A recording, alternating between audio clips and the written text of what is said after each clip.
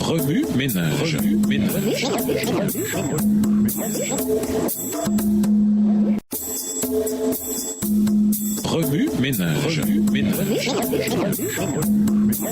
Bienvenue dans votre émission. Remue ménage. Nous voilà à la leçon de lundi, interprétée, encouragée par les lamentations. La première moitié de Jacques 4, le verset 8, est susceptible de figurer sur des coussins au point de croix et sur des tentures murales. Approchez-vous de Dieu et il s'approchera de vous. C'est à la fois une invitation et une promesse qui nous rappelle le désir de Dieu d'être avec son peuple de façon intime. La seconde moitié du verset, en revanche, est moins connue. Nettoyez vos mains, pécheurs, purifiez vos cœurs, gens indécis. Enfin, le verset suivant encourage le lecteur à se désoler. Soyez conscients de votre misère, pleurez et lamentez-vous. Verset 9. Pourquoi ces parties des versets 8 et 9 sont-elles moins connues? Lorsque ces phrases à consonantes plus sévères sont sorties de leur contexte, elles peuvent être mal interprétées et signifier des choses non bibliques. Nous devons purifier nos cœurs et nos esprits avant de nous approcher de Dieu. Dieu n'aime pas la joie en sa présence. Le rire est irrespectueux. Les chrétiens pieux devraient être remplis de deuil et de tristesse. Bien que ces conclusions soient ridicules pour certains, d'autres en ont tiré de pareils à partir de versets tels que ceux-ci. Au lieu d'extraire ces versets de la page, il est préférable de les comprendre dans leur contexte. Mais de quoi Jacques parle-t-il donc? De se soumettre à Dieu, de résister au diable et de s'approcher de Dieu. Ici, dans la soumission à Dieu et dans la proximité de lui, un sentiment de péché personnel est inéluctable. Ellen White écrit « Plus vous vous approcherez de Jésus, plus vous vous rendrez compte de vos lacunes, car votre vision spirituelle sera plus claire et vos imperfections offriront un contraste de plus en plus frappant avec la perfection de sa nature. C'est la preuve que les charmes de Satan ont perdu leur puissance et que l'influence vivifiante de l'Esprit de Dieu vous tire de votre léthargie. » Texte tiré du livre Vers Jésus au chapitre 7 à la page 99, livre écrit par Ellen G. White. Comment répondre à tout ça? En toute humilité, en faisant notre part alors que nous sommes purifiés, c'est-à-dire en nous débarrassant de certaines habitudes et expériences, en demandant à Dieu de changer notre cœur, en nous lamentant et en pleurant sur notre condition de pécheur, c'est-à-dire en nous débarrassant des rires et des joies non générées par de saints plaisirs. Les lamentations, le deuil et les pleurs sont des expériences courantes dans la Bible, des expériences liées à la reconnaissance de la situation lamentable d'une personne, à un profond repentir et au désir de revenir à Dieu. Jérémie 49, verset 3, Jérémie 4, verset 28, Ézéchiel 7, verset 27, Ésaïe 22, verset 4 et le livre des Lamentations. Tout au long de l'Ancien Testament, les prophètes ont encouragé le peuple à se lamenter, à prendre le deuil et à pleurer, car c'était là la première étape pour prendre conscience de la réalité et ensuite se réconcilier avec Dieu. Puis, en dehors de leur contexte, ces versets peuvent sembler décourageants, mais cette expérience est une preuve irréfutable que les illusions du péché s'estompent,